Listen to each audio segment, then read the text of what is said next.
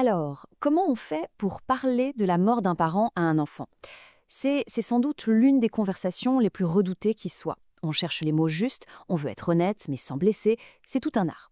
Eh bien, le livre Quand un parent s'en va a été conçu précisément pour ça. C'est un peu comme un guide, une main tendue pour aider à traverser ce moment si délicat. Et d'ailleurs, regardez son sous-titre, il résume tout en fait. Sa mission, c'est vraiment ça, être un outil pour aider à comprendre ce qui nous semble incompréhensible, pour chérir les souvenirs aussi, et puis surtout pour avancer sur le chemin du deuil. Pas d'un seul coup, hein, ce n'est pas magique, mais vraiment petit à petit, jour après jour. Alors, pour voir comment ce livre fonctionne, on va explorer ensemble ces 5 grandes idées. D'abord, on va voir comment il l'aide à comprendre. Puis, on s'attardera sur sa manière très concrète d'expliquer l'arrêt du corps. Ensuite, on parlera de cette très belle métaphore de la petite flamme de l'amour. On verra aussi l'importance de mettre des mots ou des images sur ses émotions. Et enfin, on terminera avec cette image très parlante du deuil en dents de scie. C'est parti ? Le premier point, et c'est vraiment le plus important, c'est de comprendre que ce livre, ce n'est pas juste une histoire qu'on lit. Non, c'est un véritable outil. Il donne un cadre, il propose des mots, des images, bref, tout ce qu'il faut pour oser aborder cette conversation qui, soyons honnêtes, nous laisse souvent complètement démunis. Et ça nous amène au deuxième point, l'explication de la mort elle-même. C'est peut-être ça le plus grand défi, non? Comment on explique ça de façon concrète? Eh bien, l'approche du livre est très intéressante. Il commence par le commencement, par le corps. Il ancre tout dans le physique, pour donner à l'enfant une base solide, quelque chose de tangible, une vérité qu'il peut vraiment saisir.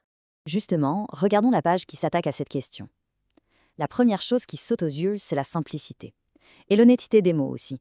On sent qu'ils ont été choisis avec un soin infini, pour expliquer un concept absolument immense de la manière la plus directe possible. La définition, elle est volontairement factuelle. Le corps s'arrête de fonctionner. Point. Il n'y a pas d'images qui font peur, pas de concept flou. C'est une vérité toute simple qui permet à un enfant de comprendre la finalité physique de la chose sans qu'on ajoute par-dessus de la confusion ou de l'angoisse inutile. Mais alors, et c'est ça qui est crucial, juste après cette explication très terre-à-terre, le livre ouvre une porte immense vers toutes les croyances. Il va parler du ciel, de la lumière, mais surtout, et c'est le plus important, il valide l'idée que chaque famille, chaque personne a sa propre façon de voir les choses. Il n'impose absolument rien, il respecte. Et ça, c'est fondamental. Voilà, une fois que les bases de la réalité physique sont posées, le livre nous emmène ailleurs. On passe au cœur émotionnel de l'histoire, à ce qui ne disparaît jamais. Et là voilà, l'affirmation centrale, le cœur du livre.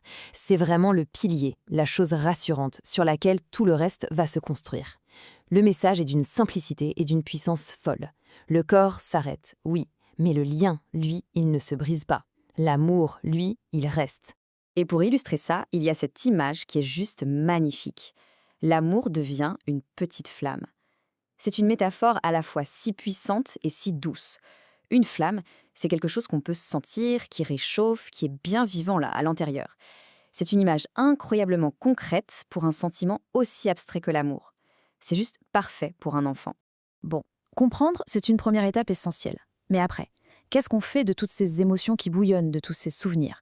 Eh bien, le livre ne s'arrête pas là, il propose une approche très active. Parce que, comme on le voit ici, le livre ne se contente pas d'expliquer, il devient interactif. Cette double page, c'est une véritable invitation à l'action. C'est un espace sûr, un endroit où l'enfant peut vraiment donner une forme à ses pensées, à ses souvenirs. Et l'activité propose 2 chemins possibles. Soit on écrit une lettre, soit on fait un dessin. Et ça, c'est très très malin. Parce que ça veut dire que chaque enfant, peu importe son âge, ou s'il est à l'aise avec les mots, peut trouver le moyen d'expression qui lui parle le plus.